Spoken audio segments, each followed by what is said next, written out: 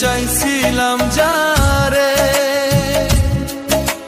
সেই তো এখন চলে গেল অন্যেরই ঘরে। হায় রে অন্যেরই ঘরে।